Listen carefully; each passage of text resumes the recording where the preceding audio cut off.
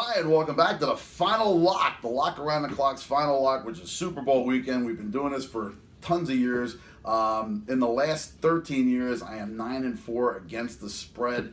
I would have been 10-3 had it not been for Pete Carroll's ability or inability, rather, to make a play call on the half-yard line a few years ago. But we're going to forget about that. We're moving on. We're going forward. We're looking at Super Bowl 51. We're going to start it off with some prop bets.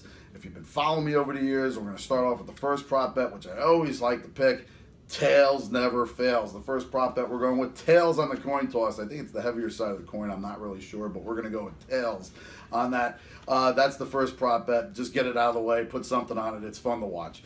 Anyway, the second prop bet, we're going to go with, is there going to be a score in the final 3.5 minutes of the game? Well, generally in a Super Bowl, there is a score in the final 3.5 minutes of a game. We've seen it happen many times before. Now, these prop bets that I looked through, I sifted through and picked out the best possible ones. Last year, we went 5 for 5. The year before, we went 4 out of 5. We're going to nail them all this year again.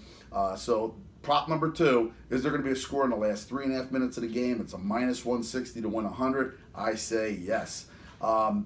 On to prop number 3. The first rushing attempt by LeGarrette Blount is going to go over 3.5 yards. It's a plus 160 for the over, and that's why I like it. I mean, LeGarrette Blount, if you have watched him in the playoffs, he has the ability to drag players for 5, 6, 7 yards, even into the end zone. He has the ability to get power behind him through that offensive line and move the ball, move the chains, and move for yardage. If you looked at the playoff game where Green Bay was playing Atlanta, Ripkowski's first run was for 12 yards, ultimately ending basically the Green Bay Packers run when he fumbled it, and the score went for a 14-point swing the other way, and it was 17-0, and Green Bay couldn't dig themselves out. But if you notice Atlanta, they do give up some yardage on the ground. They gave it up to Ripkowski on his first carry. Look for LeGarrette Blount to also get more than 3.5 yards. Go for the over. It's plus 160. It's a nice money bet. On number 4, the first kickoff by Gostkowski is going to be a touchback. I say no. It's a plus 170. And the reason why is, well, we always know that the Patriots, when they get the ball first, they always defer the ball. They're going to kick it off, and they like to pin their opponent back deep and try to get a jump on that defense. I don't believe it's going to be a touchback. So plus 170 is a nice pick for you. Betting 100 to win 170 on that one. That's the fourth prop. On to the fifth prop.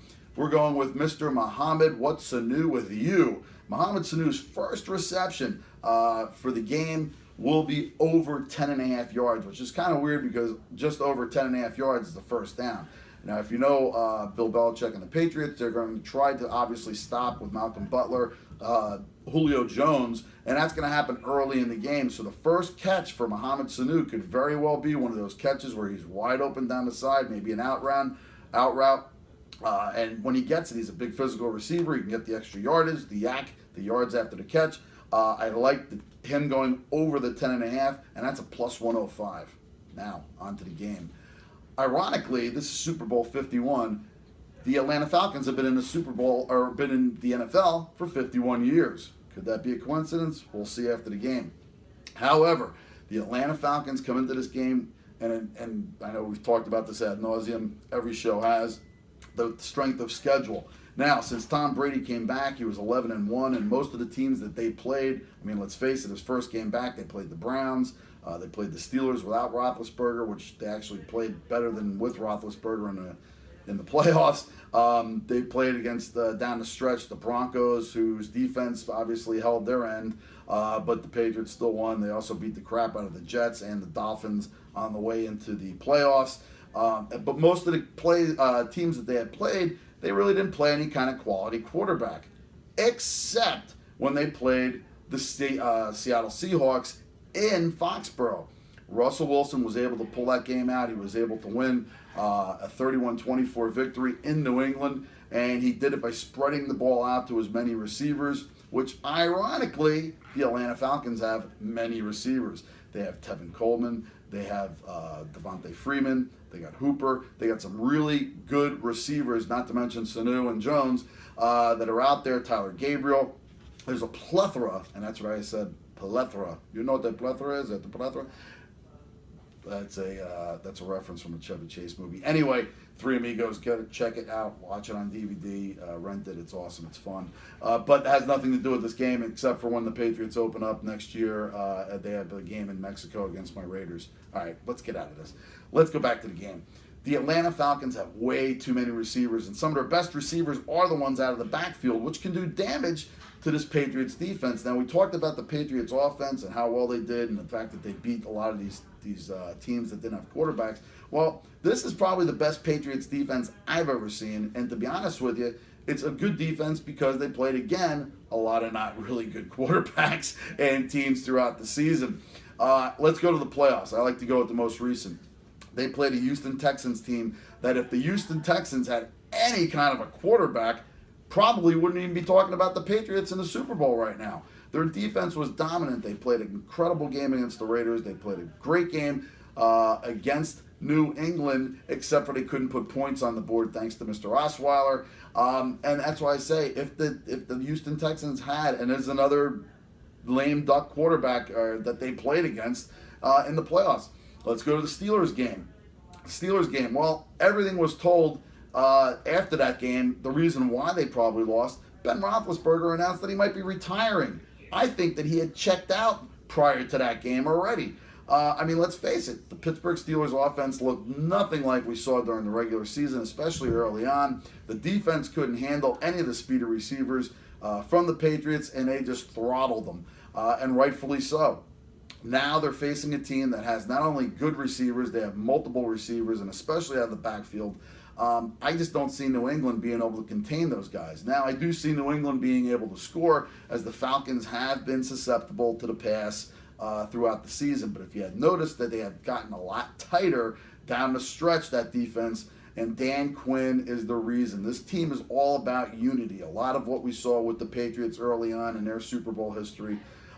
Dan Quinn has put this team together. He's been in the Super Bowl before with that Seattle team, especially against New England, where they should have again won that game. But, Pete Carroll decided to, we're not going to talk about that.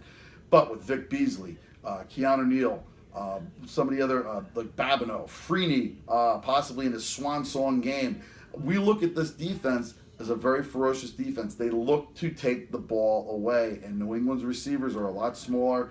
I know they have a lot of young talent on Atlanta, and that makes people nervous. But guess what? Malcolm Butler, who was the star of the game against the Seattle Seahawks a few years ago, I like to call him the Larry Brown of the new era.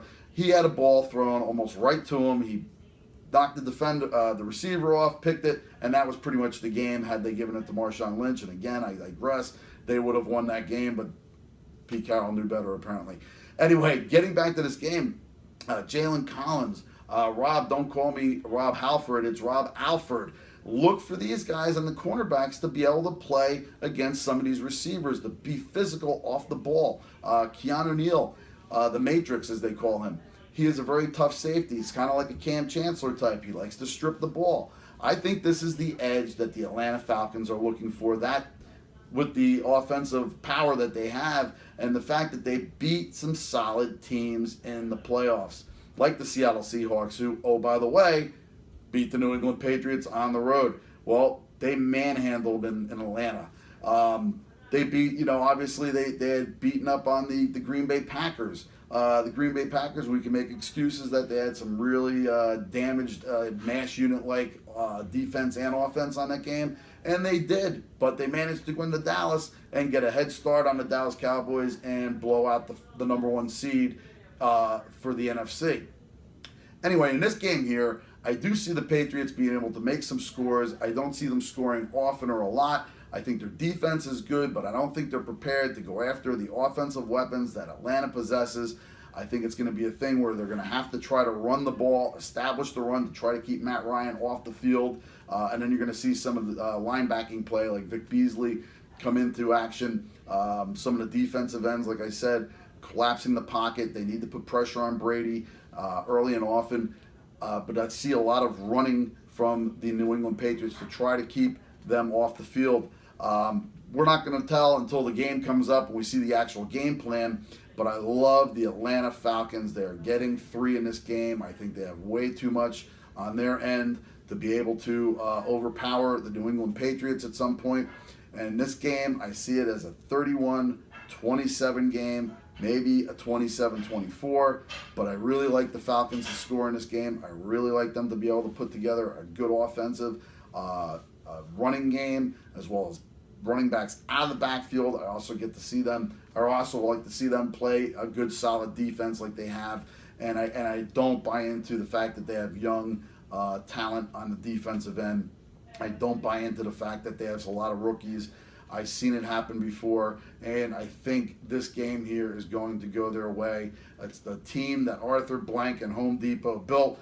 I would love to see Arthur Blank at the end of this game do the Dirty Bird with Dan Reeves. Maybe Dan Reeves will stop in, but I tell you what, if I had a dance-off, I'm going to go with Arthur Blank. The Dirty Bird was pretty simple and easy to do. Arthur Blank's got some moves, and I look for him to dance with the trophy. I look for the Atlanta Falcons to take their 51st year and turn it into the 51 Super Bowl champion. Matt Ryan might be the MVP on Saturday night and the MVP on Sunday. Who knows? But we're going to hopefully root for the best game possible, and I do see the Atlanta Falcons. And by the way, one little last tip. The New England Patriots, when favored in a Super Bowl, have never covered. And you're going to say, well, what about the Seattle game? That was a pick'em, folks. That's my last word. And until we go to the bank, we're going to take it to the book. We're going to take it to the bank. And as always, until next season, take it easy.